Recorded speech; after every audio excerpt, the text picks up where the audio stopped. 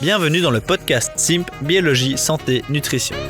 Le podcast où nous discutons avec des experts de ce que notre corps et notre biologie nous disent à propos de notre santé et nos besoins en nutrition. Je suis Nicolas Ballon-Perrin, le fondateur de SIMP, et je serai votre hôte tout au long de ce podcast. Chez SIMP, nous vous permettons de réaliser des analyses biologiques ciblées selon vos inconforts pour comprendre leurs causes et les soulager avec une nutrition personnalisée adaptée à vos besoins. Bonjour Marion, donc on est parti là ici en live. Merci de te joindre à nous dans ce podcast. C'est super pour moi de te rencontrer. Merci de m'inviter parce que moi je ne fais pas partie des médecins mais simplement une naturopathe fonctionnelle formée par ton père entre autres, par le professeur Vincent Castronovo, etc. Mais je dirais la bouteille que j'ai, c'est-à-dire dans ma 70e année, j'ai du recul à la fois sur l'évolution parce que quand on pense qu'une génération c'est 25 ans, à bientôt 70, ça fait 2 générations, 3/4 que j'ai vécu. Et donc, j'ai du recul sur toute l'évolution à la fois de l'alimentation, mais aussi de la médecine, mais aussi de la naturopathie. Et c'est pour ça que merci de m'inviter et puis ça va être un échange intéressant. Oui, écoute, avec plaisir, je suis content justement qu'on puisse parler un petit peu de tout ça. Et je voulais qu'on axe un petit peu la discussion sur ce qu'était manger sain, parce qu'aujourd'hui on entend beaucoup de gens qui disent voilà, bien manger, ou beaucoup de personnes qui pensent bien manger, mais qui pour autant n'arrivent pas à sortir de leurs problèmes digestifs ou de leur fatigue. Pourtant ils cuisinent, ils changent leurs habitudes, et donc je voulais un petit peu qu'on discute de ces problèmes digestifs qui persistent. Évidemment, on va parler du microbiote, mais pas que. On va parler surtout aussi des poisons dans notre alimentation et des oxalates dont tu parles beaucoup pour le moment, je vois sur tes réseaux. Donc, évidemment, on va parler de ça. Mais avant, tu viens de le faire ici en quelques mots. Je voulais te demander de te présenter, mais tu l'as déjà plus ou moins fait. Je ne sais pas si tu as une autre introduction que tu voudrais faire sur qui tu es et sur ce que tu fais. J'ai commencé à me préoccuper de l'alimentation dès l'âge de 15 ans, parce que souvent à l'adolescence, tu le sais, il y a un bouleversement hormonal qui nous transforme, qui passe de petite fille à femme. Et ce bouleversement hormonal peut bugger, peut mal se passer. Et justement, le microbiote est un des éléments fondamentaux qui peut tout bouleverser ou au contraire nous accorder.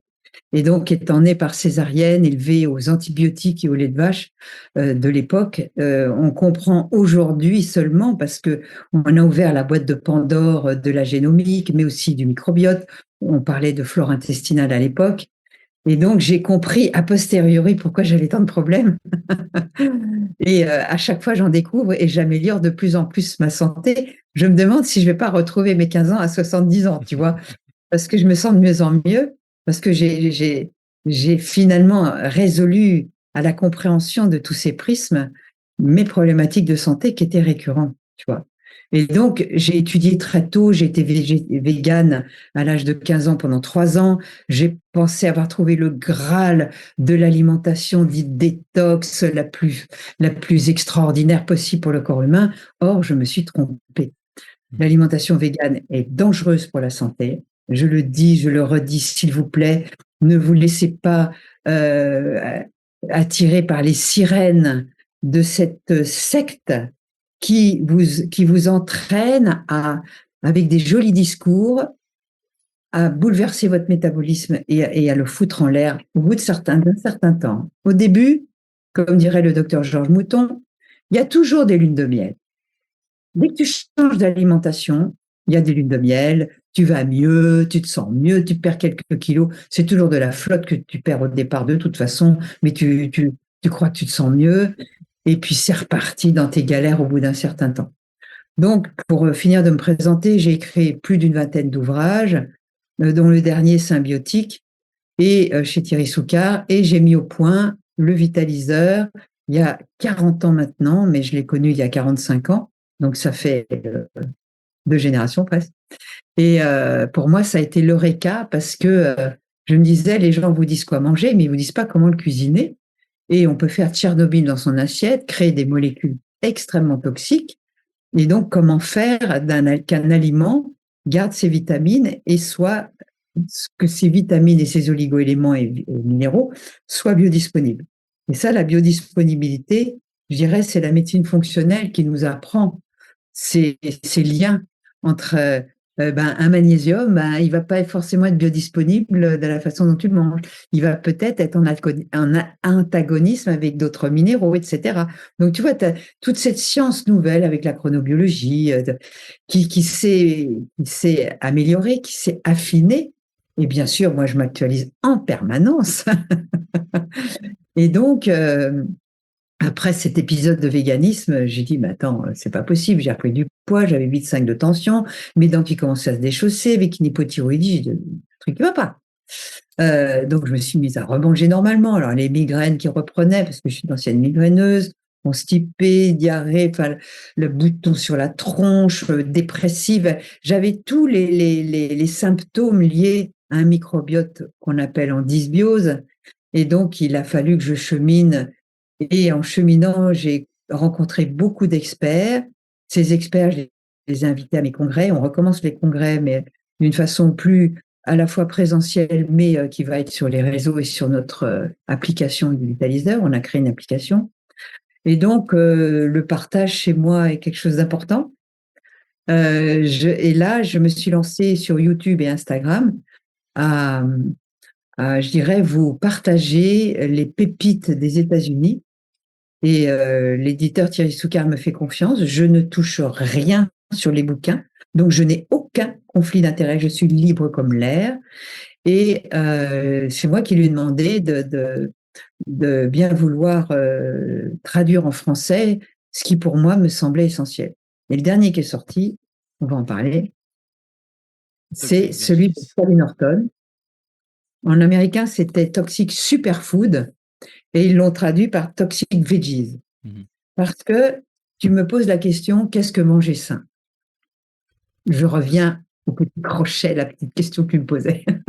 Non, c'est bien. Bah oui, c'est parce qu'en effet, je pense que je t'ai entendu le dire dans un autre épisode sur ta chaîne, du coup, Marion Kaplan, où je t'ai découvert et où tu parles aussi beaucoup de comment construire son assiette et autres, comment utiliser le vitaliseur, en plus de tous les autres sujets que tu abordes.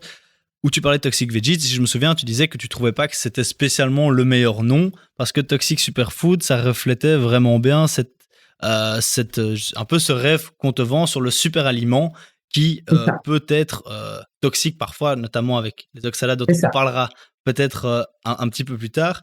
Et donc, pour revenir à ma question, qui était, aujourd'hui, beaucoup de gens pensent manger sain, ou en tout cas suivent certaines règles qu'on leur a dit pour manger sain, mais leurs symptômes continuent. Et du coup, je voulais qu'on rentre un petit peu plus dans le détail de comment tu expliques ce paradoxe, même si tu as déjà un petit peu abordé la question.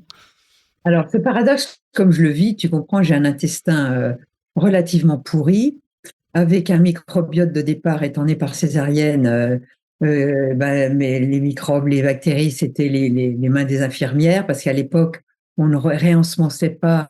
Maintenant, enfin, ils ont compris, après les travaux du docteur Gernez, qui est mort dans l'oubli total alors qu'il devrait avoir le prix Nobel, il disait déjà que dès la naissance, s'il y a une césarienne, la mère devrait mettre les doigts dans son vagin et faire téter le bébé. Bon, maintenant, comme on n'aime pas tous ces trucs-là, on est très prude, on met une gaze dans le vagin de la mère et on le met dans la bouche et on badigeonne l'enfant avec la flore microbienne de la naissance. Parce que cette flore commensale, c'est la flore de départ. C'est celle que vous aurez toute votre vie, c'est celle qui s'est intégrée à la fois dans vos cellules et vos microbes et qui est permanente. Hein. Et si on a la chance d'avoir son appendice, cet appendice est justement le réservoir quand il y a eu des antibiotiques pour réensemencer votre intestin. Je n'ai plus d'appendice, ayant eu une péritonite aiguë à l'âge de 10-11 ans et j'ai failli crever. Donc, j'ai plus tout ça. Ce qui fait que c'est un vrai casse-tête d'avoir un microbiote chez moi. Et donc, ce casse-tête, je pensais le résoudre et puis ça allait pas mieux. Et puis, moi, je suis sous pré, pro, postbiotique en permanence. Je nourris mon intestin en permanence. Ça, c'est une chose. Mais j'ai compris qu'il y avait des aliments qui sont considérés comme sains et qui étaient super toxiques. D'où Toxic Superfood ou Toxic Veggies. Et on vous fait prendre, par exemple, des jus verts en vous disant c'est des jus détox, c'est génial, l'index glycémique est bas, allez-y les cocos. Et quand tu comprends, et ça, moi, j'invite tout le monde à lire ce livre, j'aurais aimé écrire ce livre. Et là, c'est pas moi qui l'ai trouvé. Il y a plus d'un centimètre d'études. D'ailleurs, j'en ai parlé au professeur Vincent Castronovo. J'ai dit, il faut que tu fasses un enseignement là-dessus, parce que c'est pas la dernière mode qui sera sur Instagram ou TikTok ou même YouTube.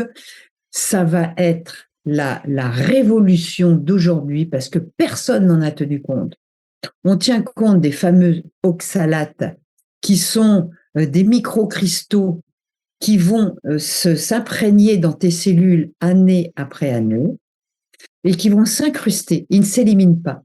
Autant les lectines dont tu as dû entendre parler, ça c'est Stephen Gundry, d'Adamo au départ on avait un peu parlé, mais il avait randomisé les gens en groupe sanguin. Mais le docteur Gundry, qui est un cardiologue américain très connu, a écrit Le paradoxe des plantes il y a quelques années. Et quand j'ai découvert ça, j'ai dit ah, mais comment j'ai pas vu ça, quoi. Et donc j'ai retiré les aliments qui contenaient des lectines. Et comme par hasard, on va dire ce qui les rejoint, c'est que beaucoup d'aliments qui contiennent des lectines contiennent également des oxalates. Mais il y a des aliments qui contiennent des oxalates qui n'ont pas de lectines. Pour ceux qui nous écoutent, peut-être, est-ce que tu peux rapidement expliquer le concept des lectines? Alors, les lectines, tu sais, les végétaux, ils étaient là avant nous, hein. C'est d'accord. Nous, on est arrivés après. Les lichens, les végétaux, ça, personne ne le remet en question. Avant que nous existions, il y avait ces lichens et ces végétaux qui ont envahi la Terre. Ensuite, il y a eu encore après. Voilà. Et donc, rien sur la Terre ne veut être mangé. Parce qu'il y a un écosystème, il y a une biosphère qui fait que si l'homme n'intervenait pas, eh bien, il y a une espèce de symbiose entre le végétal, le minéral, l'insecte qui était là avant nous, les mammifères, etc. Il y a toute une logique très intéressante qui fait que certains animaux vont manger certains végétaux, mais ces végétaux, comme ils veulent faire des bébés, eh bien, quand un troupeau de gazelles vont manger des acacias, eh bien, les acacias vont. Alors, est-ce que c'est un signal électromagnétique? Je ne sais pas, mais en tout cas, il y a un signal qui est envoyé aux autres acacias de dire bon, les mecs, si vous voulez qu'on continue à vivre, il faut que vous balanciez votre toxine, sinon on n'existera plus. D'accord? Donc, ils envoient un signal qui fait qu'ils vont fabriquer un certain nombre de lectines, c'est-à-dire des antinutriments, des antiparasites, des antinutriments, qui fait que les bestioles arrêtent de les manger. Et tu as dû remarquer, si tu habites la campagne, que même dans un champ de vaches, il y a des touffes d'herbe qu'elles ne touchent pas.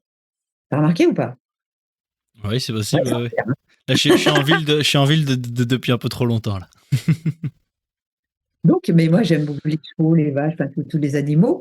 Et tu remarqueras qu'il y a des touffes auxquelles ils ne touchent pas. C'est parce que ces plantes ont balancé des toxines pour pas qu'on les mange. Et l'animal a son instinct et il va voir ailleurs. Tu comprends? C'est pour ça que dans les transhumances aux États-Unis, les bisons allaient je dirais, de champ à un autre. Il y avait toutes ces transhumances parce que il fallait, après que l'herbe repousse, refasse des bébés, etc. Et donc, il y a tout dans la nature est fabriqué pour nourrir certaines espèces, mais pas trop, parce qu'il faut faire des bébés. Donc, il y a un code couleur, par exemple, pour les fruits. Les singes, quand ils vont manger, ils vont pas manger la mangue quand elle est verte. Ils vont attendre le code couleur qui commence à roser et à rougir. Et d'ailleurs, ils vont pas tout bouffer. Clac, clac, moi, je les ai vus faire. J'étais au Costa Rica.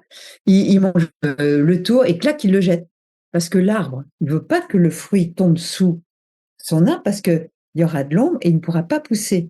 Donc, il a besoin de l'animal pour le prendre, soit le jeter, soit pour les graines, l'ingérer, mais la graine n'étant absolument pas accessible aux enzymes digestives de ces bestioles, il va les déféquer plus loin.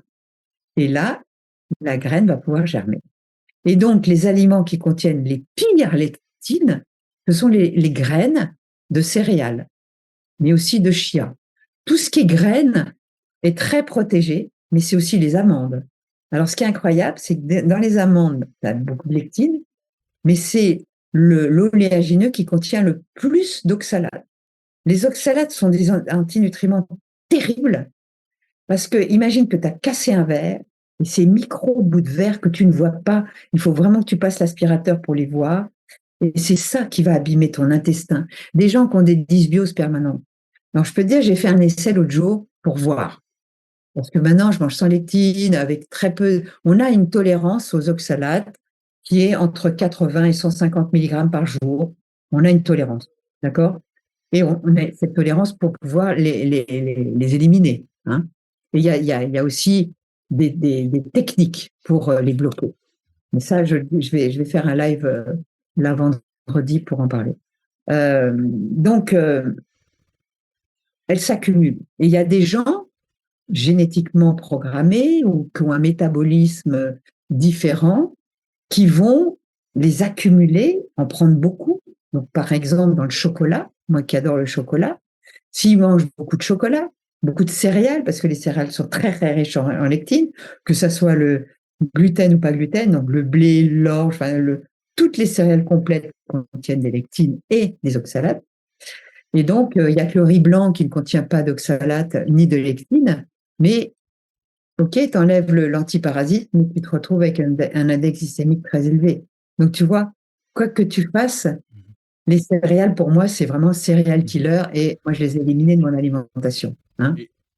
Par rapport on peut rentrer un peu plus dans le détail des oxalates après, mais par rapport aux lectines, justement, est-ce que c'est plutôt ça qui va perturber le microbiote ou est-ce que un microbiote perturbé va permettre à ces lectines de plus nous affecter ou nous atteindre que quelqu'un qui a un microbiote qui est C'est la poule et l'œuf. bien Hein. aussi. C'est la poule et l'œuf parce que les lectines sont extrêmement agressives, mais par rapport aux oxalates, une fois qu'elles ont fait leur problème, elles s'en vont. Les oxalates, elles restent. Elles restent et elles s'accumulent. Et surtout, donc, les fameux aliments dits sains, le numéro un des aliments les plus toxiques qui soient, d'ailleurs, si tu as des enfants ou pas. Oui, depuis 6 semaines. D'accord. Alors, n'essaye pas de lui faire manger des épinards quand tu vas changer d'alimentation, quand tu vas diversifier. Les épinards sont l'aliment le plus toxique qui soit. Bourré d'oxalates. Avec 5 feuilles d'épinards, ce qui est vite fait dans un smoothie, tu as plus de 700 mg d'oxalates. Ton corps n'a pas la possibilité de les évacuer. Si tu as une bactérie dans ton intestin, le problème, c'est que les antibiotiques pris avant l'âge de 3 ans vont perturber des continents de bactéries que tu vas perdre pour toujours. Et il se trouve que tu le sais, que c'est dans ton microbiote que tu cuisines, que tes enzymes, et tout se met en marche pour se métaboliser au niveau du duodénum. Il y a toute une alchimie qui se fait et qui vont être absorbées dans la circulation sanguine. Ça passera par le foie et ce sera distribué. Mais si tu perturbes même un enfant, que tu lui fais bouffer des épinards qu'il déteste, tous les enfants détestent les épinards. Et on sait vertuer, et moi la première. Hein. Donc mon fils qui est né en 80, je sucrais ses épinards. Je ne sais pas si tu vois où j'en étais, j'avais 24 ans. Donc j'étais bête, parce qu'on ne savait pas. Et donc je voulais absolument lui faire manger des légumes, et des légumes bourrés d'oxalates, ce que je ne savais pas. Et donc un enfant, il a son instinct.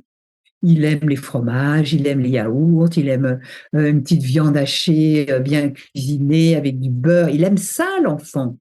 Il aime pas les épinards et puis tes haricots verts. Il déteste ça. Il aime bien tes oignons, tes pommes de terre belles, tes brocolis. Moi, j'ai une gamine, là, ma fille a une gamine, elle adore les brocolis. Tu vois? Donc, il y a des légumes qui n'ont ni oxalate ni lectine, donc on peut consommer.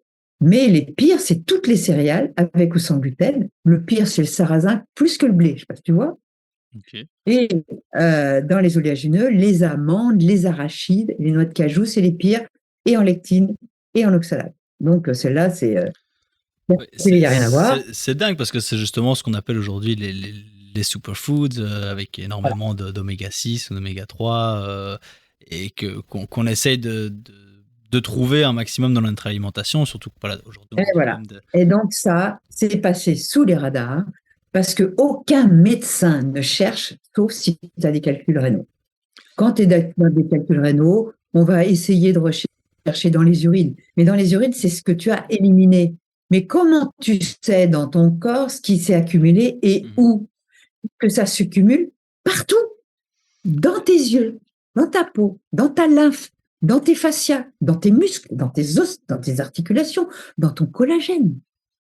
Les gens qui prennent du collagène, mais qui sont carencés en vitamine B6, et tu sais qu'il y a une B6 absorbable, qui est la P5P, et l'autre, pendant 1000 jours, elle t'empêche d'absorber la B6, elle te bloque ta B6.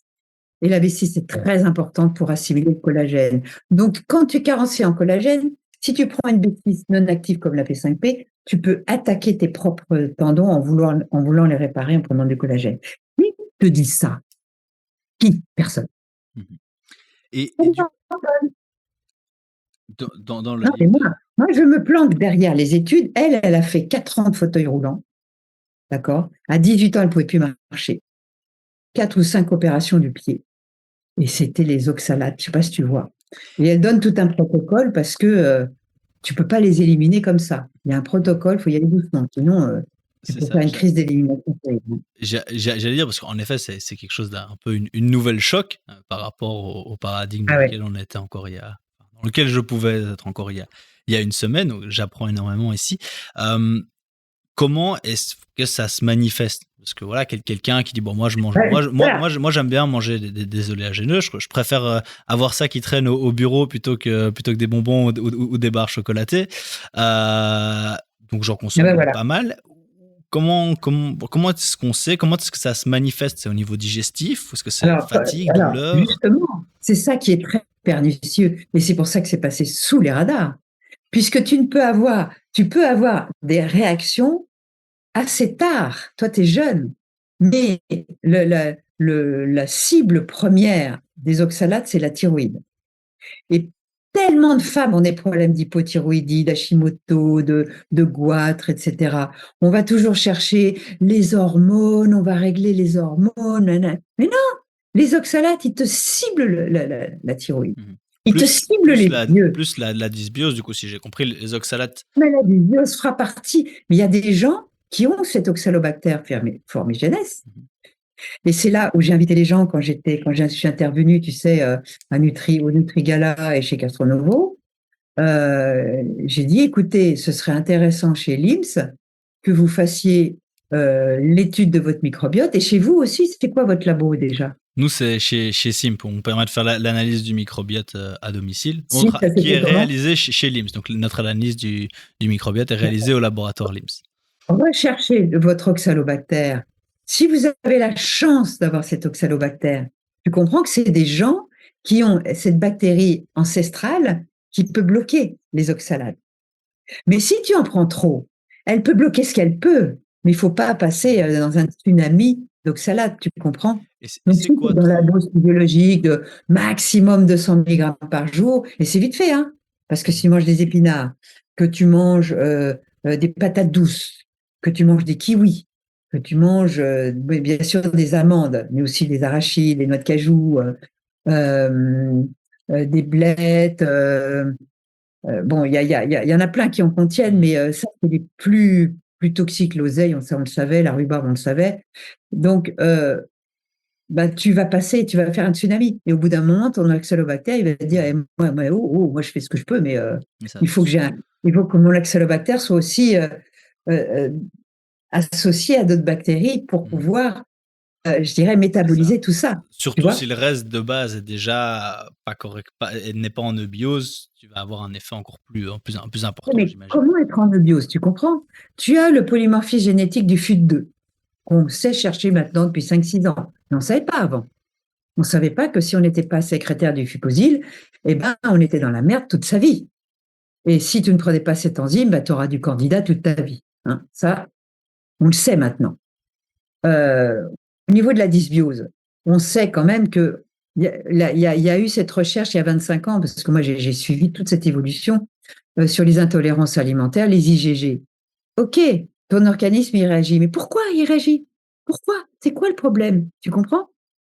Donc moi, ce qui m'a fait pas éviter les produits laitiers pendant une dizaine d'années, parce que je réagissais à beaucoup de choses, dont les choses que j'avais mangées la veille. Donc je me disais, attends, il y a un truc, quoi. Qu'est-ce qui va pas? Et là, j'ai une réponse avec les oxalates. Et j'ai voulu faire un test en mangeant des oxalates il y a quelques jours. J'ai mangé un concentré de tomates fait maison, hein, mais très concentré chez un grand chef et tout ça, un jus vert, il y avait un autre truc avec des pois et tout ça. J'ai mangé de la viande avec et j'ai même mangé le petit dessert où il y avait une petite croûte très bonne de noisettes et tout ça. Je me suis fait plaisir. Ça a mis plusieurs heures, hein. Le, donc l'heure du déjeuner à 17 heures, j'étais pliée en deux. Pliée en deux.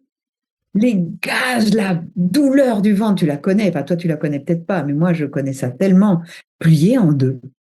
Donc, j'ai dit, ah, ça y est, j'ai compris, au secours. Il n'y a pas que la glycémie, parce que je suis beaucoup sur la résistance à l'insuline, mais il n'y a pas que la glycémie. Il y a tous ces antinutriments fabriqués pour les végétaux pour pas qu'on les mange. Donc, moi, je vais vous dire, mangez des végétaux, mais ceux qui sont plutôt euh, ils sont pleins de vitamines, ils ont tout ce qu'il faut, mais ils n'ont pas d'antinutriments, ou tellement peu que vous pouvez les métaboliser. Et on vous donnera plus tard, je ne te le dis pas maintenant parce que je suis en train de le mettre au point avec un labo, pour faire un dôme de citrate pour, et de certaines bactéries pour pouvoir ensemencer notre intestin, mon fameux intestin qui est tellement facilement en dysbiose, et pouvoir se permettre quand même de manger un peu de chocolat, parce que moi j'aime le chocolat, manger des petits trucs qui pourraient me faire plaisir, tu vois, sans en être affecté. Parce que c'est ça finalement. Donc manger sain, ça veut dire manger diversifié, ok. Donc manger comme un homme du paléolithique. Nous sommes des chasseurs-cueilleurs, ne l'oubliez pas. Mais là-dessus, je vais être obligée de donner des nuances, parce que la nuance, c'est de manger de la viande, parce que dans la viande, tu as tout. Tu as des protéines, tu as de la leucine, tu as tout pour nourrir tes muscles, tes os, ton cerveau. Tu as tout dans la moelle, tu as tout dans les bouillons d'os, tu as tout dans les cartilages, tu as tout dans dans les- le foie, le cœur, dans tous les viscères, parce qu'on mangeait les viscères avant, on ne les mange plus. Ça dégoûte les jeunes femmes. Donc moi, tu sais que je fais de la pub pour Feroz Food. C'est David Nicolas que tu pourrais inviter d'ailleurs parce qu'il est très érudit. Un jeune de 34 ans qui en a eu ras-le-bol, qui lui a fait du sport intensif, qui s'est complètement massacré et qui a décidé d'aller chercher des élevages à l'herbage, finis à l'herbage, et qui contiennent toutes les vitamines bioassimilables comme le zinc, les minéraux, le zinc, le fer, la B12, la vitamine A, même un peu de vitamine D, l'iode, totalement biologiquement actifs. Donc il n'y en a pas beaucoup des élevages comme ça. Nous, ils sont en France, mais peut-être qu'ils livrent en Belgique, ça faudra que tu lui demandes. Il s'appelle David Nicolas, il a une chaîne YouTube qui s'appelle Limitless. Je crois qu'il est un peu sur Instagram, mais il n'est pas trop Instagram, il est plus sur YouTube et Spotify. Moi, j'aime bien encourager les jeunes comme ça. Il y a Pierre Hinard aussi qui a fait un bon élevage.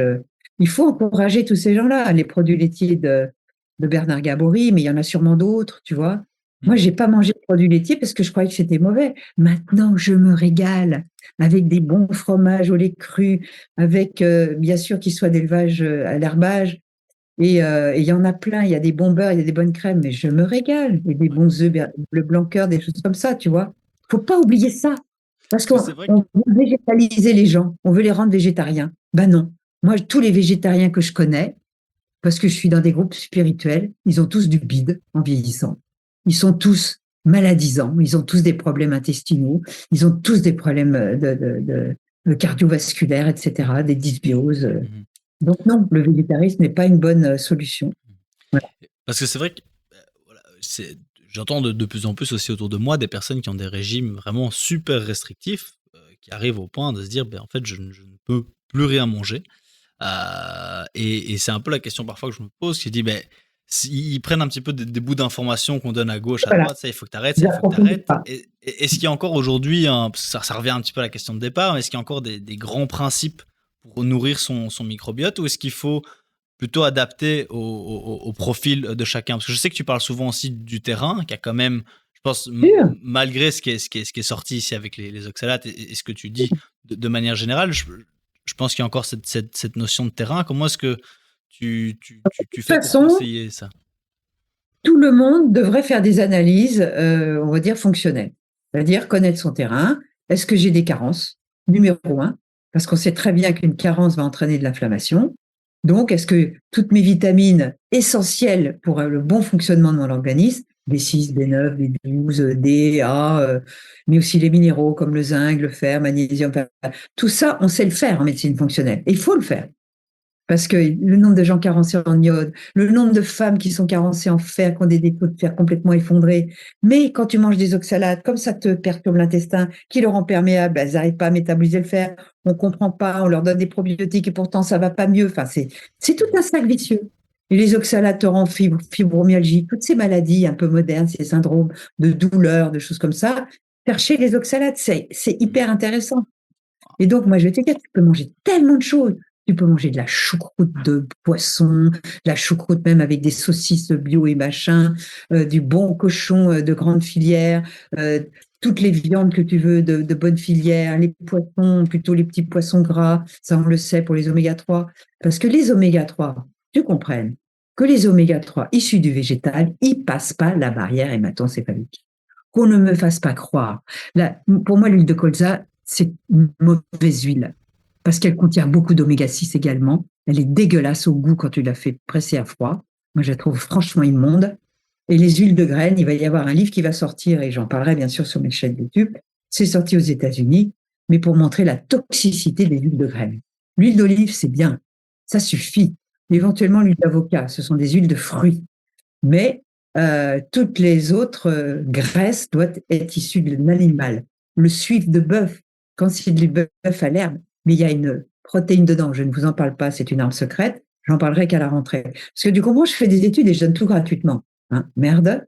Donc, j'ai un livre symbiotique, mais j'ai un livre qui va sortir en février, qui va s'appeler Kétobiotique, et vous aurez toutes mes armes secrètes là-dedans.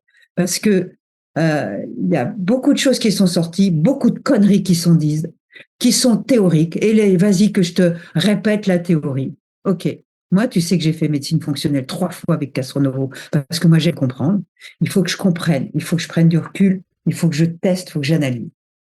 Et donc, avec tout le recul que j'ai, avec la psychosomatique, parce que j'ai eu bien sûr euh, plein de conflits psychobiologiques et j'ai travaillé sur moi, on ne peut pas faire l'économie de ça, parce qu'un stress peut te foutre par terre, puisque quand tu as peur, tu as une diarrhée, tu as un adrénaline, elle monte, tous tes marqueurs physiologiques, ils se mettent au rouge. Donc, bien entendu, un stress va affecter ta biologie. Hein. J'aimerais justement revenir sur cet aspect stress, justement, parce qu'on parle tout le temps maintenant de l'axe intestin-cerveau et du lien entre le stress et les problèmes digestifs. Juste avant ça, je voulais que tu reviennes un petit peu, tu parles à la fois de la qualité des aliments qu'on va manger, donc manger de tout, mais en qualité.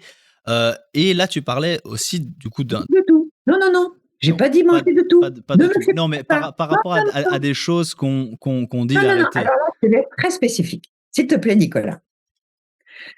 Les fruits, bourrés de fructose. T'es d'accord? Parce que le problème, on n'est plus un homme paléolithique aujourd'hui, alors que notre corps est paléolithique. Hein. Notre corps, il a des millions d'années et on voudrait lui faire bouffer des choses qu'il y a des millions d'années, il n'avait pas. Les fruits d'aujourd'hui sont bourrés de sucre, bourrés de fructose, qui va affecter le foie, qui fait du syndrome du foie gras. Donc, tous les jus, même bio, jamais de jus de fruits. D'accord? Et les fruits, c'est à une période de l'année. Nous sommes en Occident, nous avons des fruits à partir du début d'été, parce que les fraises sous serre qui n'ont jamais vu la terre, ça, c'est pas des fruits, hein, ça, c'est de la merde ultra transformée. D'où le de qualité, quoi. C'est ça. De qualité qui pousse sur le sol où tu es. Là où tu es, à la période où tu es. Et pas faire bien des ananas ou des bananes d'autres pays, hein, d'accord? Donc, là où tu es, bah, tu avais des fraises peut-être en juin, peut-être. Tu en as encore un petit peu, il y en aura plus cet été. Elles vont revenir début octobre, ok? Tu avais Les citrons, les agrumes, c'est plutôt en hiver. Mais fin d'hiver, moi j'ai eu un jardin. Hein. Les citrons, c'était en février. Hein. C'était pas avant. Mûr. Hein. Les pommes, c'est fin d'été, août, septembre. Après, il n'y en a plus. Et donc, pourquoi est-ce qu'il y avait des fruits à ces périodes-là? Parce que pour notre homme paléolithique, moi je trouve qu'il faut raisonner comme ça, les gens ne seront pas perdus. Ils chassaient, ils cueillaient quand il y avait à cueillir. Mais l'hiver, il n'y avait rien à bouffer. Et il dépendait du mammouth qui passait ou qui passait pas. Et donc, il allait chasser des petites bestioles s'il y en avait. Il y avait peut-être des petits oiseaux, ils tombaient des fois sur des œufs parce qu'ils n'avaient pas encore d'élevage. Donc, l'hiver, il n'y avait pas de fruits, très peu de végétaux. Il y avait quelques tubercules, mais ils avaient un microbiote extrêmement solide. Et il y avait des champignons. Donc, le champignon est un produit très intéressant parce qu'il contient des protéines et il n'a pas d'oxalate, sauf le chaga. Donc, c'était intéressant de voir ça, tu vois. Donc, il mangeait ce qu'il pouvait. Et le jeûne séquentiel qu'on aimerait bien que les gens fassent, mais lui, des fois, il faisait des jeûnes de 3 jours, mais obligé parce qu'il n'avait rien à bouffer. Donc, fallait qu'il s'en sorte. Et on est un corps paléolithique extraordinaire, puisque quand on n'a plus d'apport d'aliments, donc pas de glucose, puisque ton glucose, tu as 400 grammes de glucose, 450 grammes de réserve, après, ma cache, tu n'as plus rien. Donc, tu fonctionnes à quoi? Tu es dans une flexibilité métabolique quand tu es jeune ou quand tu te nourris, on va dire, de façon paléolithique. Et à ce moment-là, tu passes au corps cétonique. C'est-à-dire les graisses que tu as accumulées au printemps, à l'été et au début d'automne, quand tu as mangé plein de fruits, un peu de miel quand tu en trouvais, eh bien, tu as pris du gras. Le gras te sauve la vie. Et hop, tu vas manger ton gras avec ces corps cétoniques et tu vas pouvoir chasser. C'est ça un corps paléolithique qu'on devrait avoir en 2025. Sauf qu'on a oublié parce qu'on a pléthore d'aliments. Et maintenant, quand tu vas dans un supermarché, il y a 80%, voire 90% d'aliments ultra transformés. Donc, ces aliments sont à bannir. Ce n'est pas des aliments, c'est des produits. Notre corps paléolithique n'est pas fait pour manger des produits ultra transformés. D'accord? Des huiles ultra transformées sont toxiques pour vous. C'est pour ça qu'il y aura beaucoup de cancers de la peau, parce que ces huiles vont fragiliser, la photosensibiliser et entraîner des cancers de toutes bords, dont les cancers de la peau. Donc il y a tout ça qu'il faut exprimer aux gens. Il faut qu'ils comprennent ça, parce que si on ne revient pas à quelque chose de normal, donc on ne peut pas manger tout. Non, le régime méditerranéen, ça veut rien dire, rien du tout, parce que le régime méditerranéen, d'un crétois, d'un grec, d'un espagnol, d'un français, d'un italien, c'est pas les mêmes. Et ils mangeaient de façon frugale du fromage de chèvre, de la brebis, des œufs, des escargots, un peu de viande, un peu de légumes, pas plus, et très peu de céréales, parce qu'ils n'ont pas des champs de céréales. Ils avaient ce qu'ils pouvaient faire à l'époque. Donc on s'est approprié le régime méditerranéen en disant que c'est le meilleur. Et moi, j'en ai marre d'entendre, je suis désolée de te le dire, des gens qui font de la micronutrition, qui disent oui, manger de tout, manger un peu de légumes, un peu de céréales complètes, lacto-fermenté, un peu de viande, pas trop, etc. Non, moi ça m'énerve parce que je mangerais comme ça, je serais obèse et diabétique. Ouais. Non, ce que je voulais dire par de tout, c'est-à-dire ne pas basculer dans les restrictions un peu abusives. Pas dans les extrêmes. Le voilà. Tout cru, le véganisme. Mais de manger qualitatif, quoi. C'est ça. Par exemple, pour être plus précis, ce que je veux dire, c'est par exemple, au niveau des produits laitiers, favoriser un produit laitier de qualité. Parce que je sais aussi qu'au niveau, je sais que tu en parles pas mal, au niveau de la qualité des produits laitiers, la qualité des céréales et autres, ça a un impact. Parce que ce sur quoi je voulais surtout arriver, c'était la partie de l'assimilation. C'était, tu disais que, manger, peut-être pas de tout, mais ce que vous mangez, en tout cas, mangez-le de bonne qualité. Et à côté, tu parlais de cette assimilation. Parce qu'en fait, je voulais revenir sur la question de qu'est-ce qui fait que... Comment est-ce qu'on peut avoir... L'idée de base, c'était ne plus avoir un discours, une façon de manger qui vaut pour tout le monde, hein, qui est super pour tous. Manger sain va aussi dépendre de son profil. Et du coup aussi, comme tu disais, de la qualité de l'assimilation des nutriments. Donc, je voulais voir si tu pouvais revenir un petit coup sur cette assimilation. Notamment, tu as parlé du leaky gut, mais je trouve qu'on n'a pas assez exploré. Peut-être que tu en parles déjà assez à gauche, à droite, et tu n'as pas envie de trop rentrer. Avec ça, je vais faire une synthèse. Tu te souviens que Vincent Castronovo nous disait mastiquer et faites de la bouillie bébé. Donc l'assimilation, ça commence dans la bouche, bien évidemment. Si tu as une bouche pourrie avec plein d'amalgames dentaires, qu'en plus tu as des plombages d'un côté, tu as de l'or de l'autre, c'est une catastrophe. Donc il faut déjà avoir une bouche saine. Il faut déjà avoir une bouche où il n'y a pas de tous ces métaux qui vont créer des dysbioses dès le départ, parce que tu as un microbiote buccal qui est catastrophique. Donc, c'est très important. Moi, j'avais la langue blanche avant. Là, je l'ai plus blanche depuis que j'ai réglé mes problèmes. Tu fais tirer la langue à 90% des gens, ils ont le petit matelas blanc, hein. Hein. Donc ça, c'est une bouche dysbiotique déjà. Donc déjà, le microbiote buccal, ça va être essentiel. Mais si tu balances des huiles essentielles dans ta bouche, tu vas tuer des bonnes bactéries. Donc il y a un équilibre microbiotique à avoir et à avoir des dents saines. Le tartre, tu sais ce que c'est le tartre? Non. Ben, c'est une couche d'oxalate. La seule fonction positive du tartre, des oxalates, c'est de protéger tes dents avec le tartre, justement, de protéger l'émail. Donc, elle s'accumule au niveau de tes dents. Donc, si elle s'accumule au niveau de tes dents, je ne te dis pas pour le reste. OK?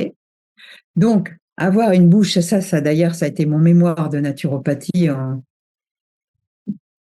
2016, je crois. Je ne sais plus, 2015, 2016, parce que comme j'avais fait plein d'écoles, mais je m'en foutais, moi, d'avoir un diplôme. Mais là, je me suis dit quand même, je commence à être en vision, donc je vais faire un diplôme d'État. On vient de ne pas m'emmerder avec ça. Donc, j'ai mon diplôme. Et c'était l'influence du microbiote buccal sur le microbiote intestinal. Donc, il y a toute je dirais, tout un travail à faire pour avoir déjà une bouche saine. Je pense que tu as des gens chez toi qui en parlent. Ouais, tout Je sais à fait. pas. Hein. Oui, oui, le micro. Une fois que tu as la bouche saine et que tu as bien mastiqué, tu as une bonne occlusion. Parce que moi, j'ai bruxé pendant toute ma vie. Hein, et donc, il a fallu que j'ai mis 3 ans à rééquilibrer mon ATM avec des cales, des machins. Ça a été l'enfer. Mais ça, il faut le faire. Parce que de votre ATM va dépendre toute une chaîne à la fois tendinomusculaire, mais aussi hormonale. Parce qu'elle va créer du stress. Elle fait monter ton cortisol. Tout est lié, tout est en symbiose, c'est ça qui est extraordinaire. Donc, si tu n'as pas un bon ATM, tu vas être en déséquilibre et tu vas activer une substance qui s'appelle la substance P, qui est un neuromédiateur chimique et qui va créer de l'inflammation. Et on le sait que c'est même parfois des marqueurs de cancer. Tu vois le truc, quoi. Mhm. Donc, une bonne occlusion, une bouche saine, on mastique, primo. Très important. Secondo, avoir un estomac fonctionnel. Et quand j'ai découvert la médecine fonctionnelle, on m'a fait faire le test du bicarbonate, mais j'ai pas roté. J'ai pris le bicarbonate, de l'eau. Au bout de 20 minutes, la fille me dit dis donc, t'as pas roté, Marion. Je dis, ah oui. Donc, j'avais plus du tout d'acide chlorhydrique. Hein. Donc, Du bicarbonate pour ceux qui nous écoutent. Oui, vas-y. C'est quoi? Bah, c'est que je manquais d'acide dans mon estomac. C'est ça. Donc en fait, tu prends du bicarbonate dans l'eau. À jeun, Ouais. un verre, tu mets une cuillère à café de bicarbonate, tu le mélanges dans l'eau, bien. Et tu sais, le bicarbonate est très basique.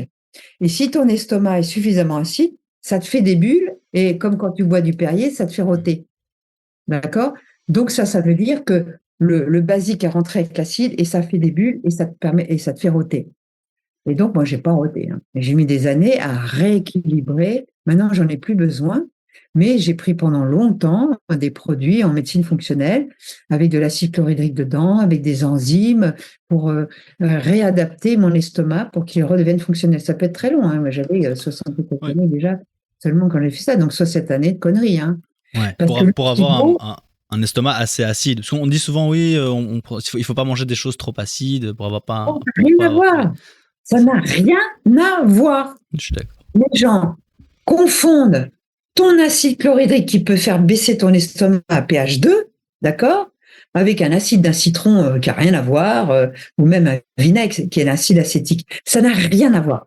Il faut que votre estomac balance de l'acide chlorhydrique suffisamment en quantité, parce que c'est là que les protéines vont être phagocytées en petits bouts, et que le facteur intrinsèque et la vitamine B12 va pouvoir se relarguer. Donc, si vous ne faites pas ça, il n'y a rien qui marche. En plus, c'est vos bactéries intestinales qui vont devoir s'occuper de ces viandes mal phagocytées, et c'est là que vous avez un magnifique SIBO. Donc le SIBO, ça commence dans l'estomac. Hein. Donc avoir un estomac fonctionnel, ils se prennent leur bon bicarbonate, s'ils rotent pas, attention. Moi, j'ai pris des trucs de chez Energetica Natura parce que je trouve ça génial. C'est un truc qui s'appelle Hydrozyme et Biotique 6+ en fin de repas. Et pour ceux qui ont des ulcères, ils ont un produit qui s'appelle Gastrazime, qui est extraordinaire. Un ulcère en 15 jours, il est résolu avec Gastrazime. C'est incroyable ce truc. Bon, ça vient des États-Unis, mais ils sont très très forts. Ça, c'est sympa parce que quand j'ai des produits qui marchent, je te le dis parce que c'est génial, hein, franchement. Et après, donc, ça descend dans ton intestin. Et ton grêle, lui, te balance tes sucs biliaires, les sucs pancréatiques, il fait ça, il remonte le pH. Dans le duodénum, tu as une certaine absorption, mais si tu es en leaky gut, c'est le bordel.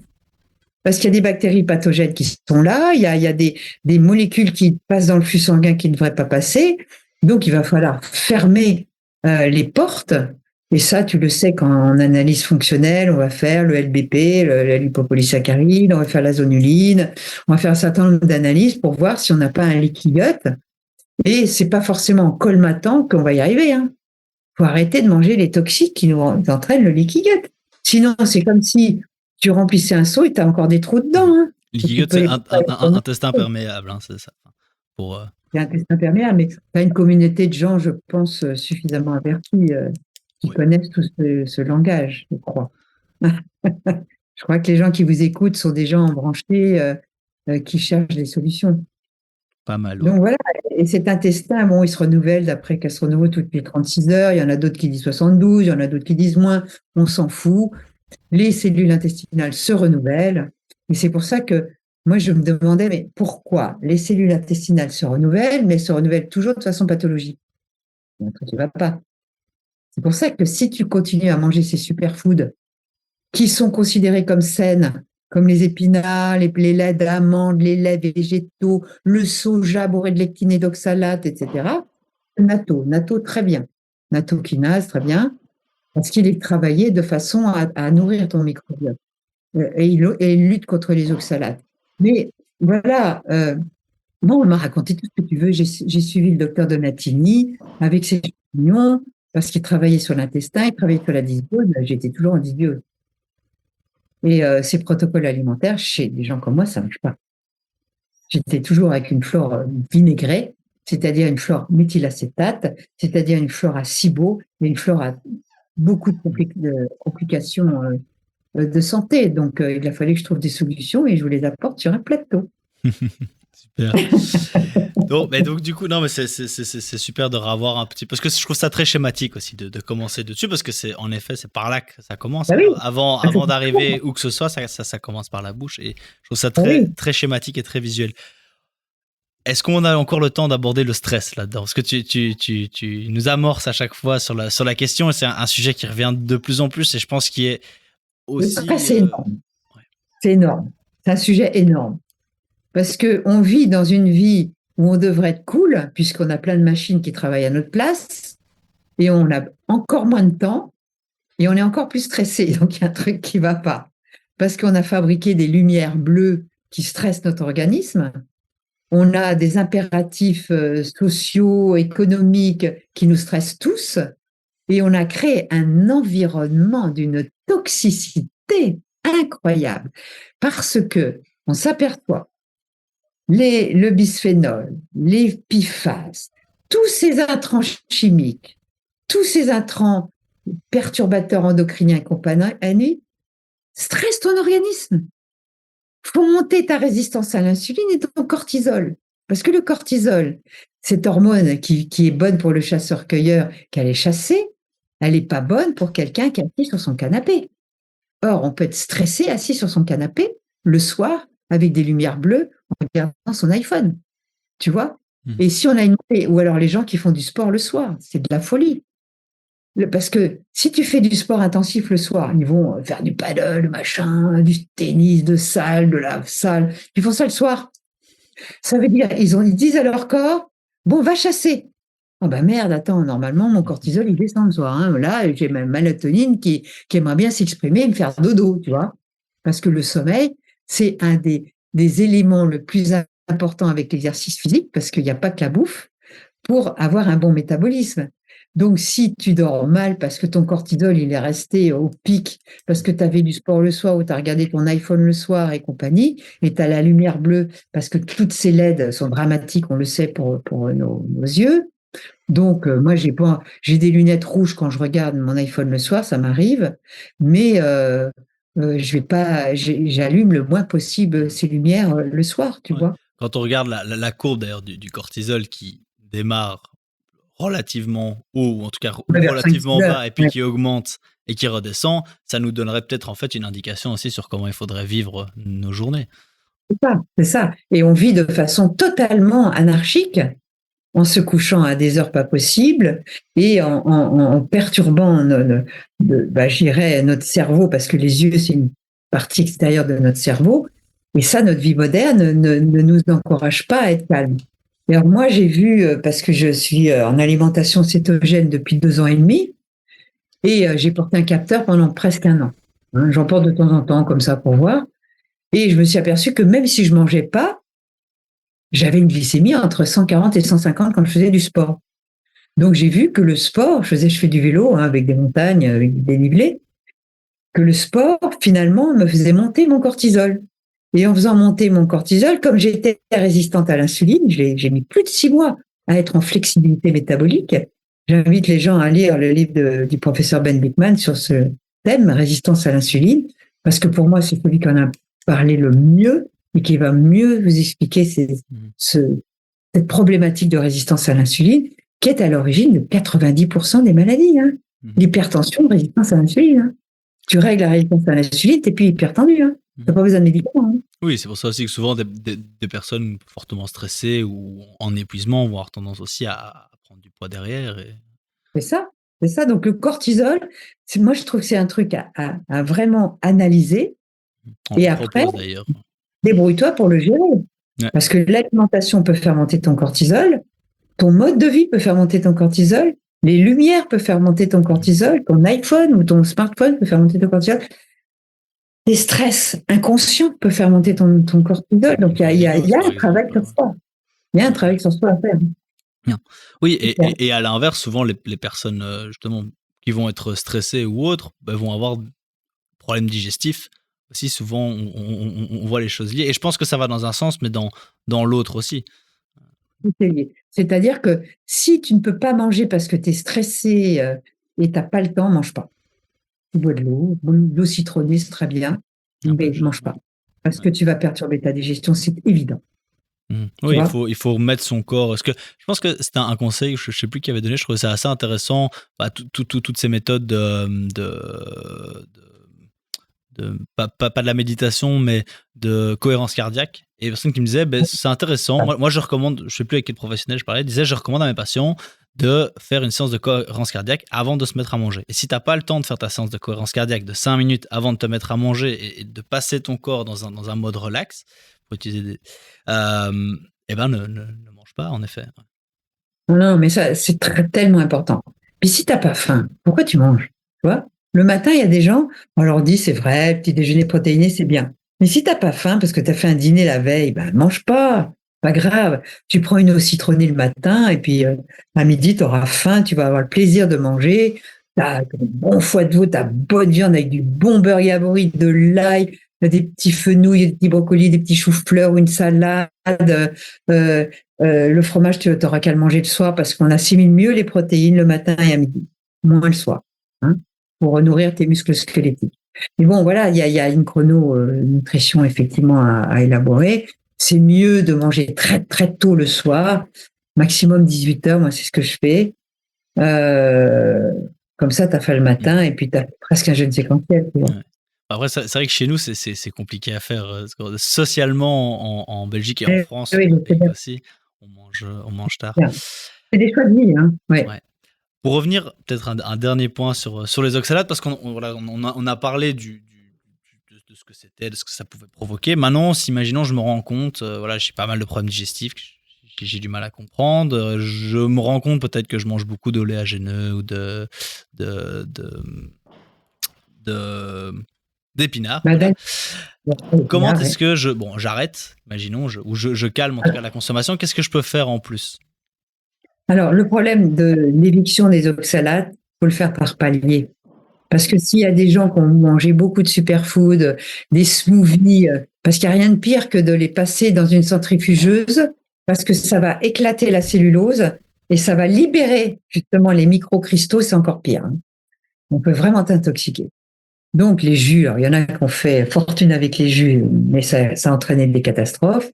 Donc, moi, franchement, je conseille de lire ce livre.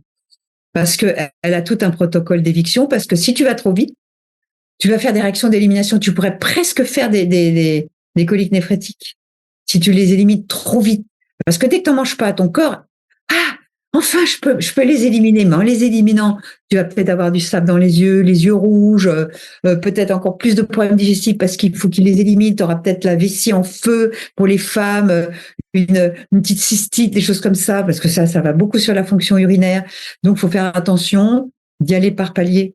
Bon, évitez évidemment ceux qui sont très chargés en oxalate. Tu arrêtes le chocolat dans un premier temps, les amandes, les épinards, les blettes, le kiwi, les choses comme ça.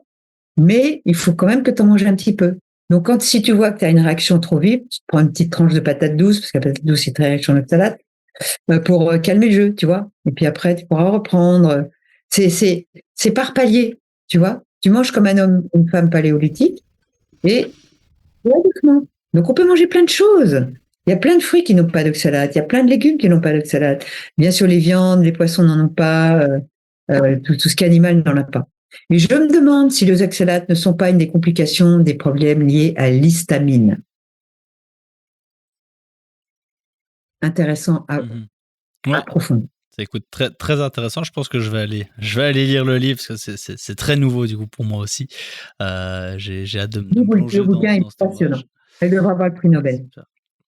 Est-ce que tu as encore une dernière chose que tu voudrais dire à notre communauté ici chez Simp? Déjà, éviter totalement, mais totalement, les aliments ultra transformés. Ça peut être des chips, ça peut être tous ces produits apéritifs, mais aussi tous ces aliments ultra transformés. Vous avez tous les rayons, tous les bonbons, tous les gâteaux, tous ces trucs-là. Stop. Faites vos gâteaux vous-même. La noix de macadamia est safe. Donc moi, plutôt que de poudre d'amande, je fais moi-même de la poudre d'oxalate, de noix de macadamia. Et tu peux faire des gâteaux avec du beurre, de la lulose qu'on ne trouve qu'aux États-Unis, qui est un sucre extraordinaire. Mais ça, j'en ai parlé partout. On ne le trouve pas encore, mais je vais m'atteler à ce qu'on le trouve.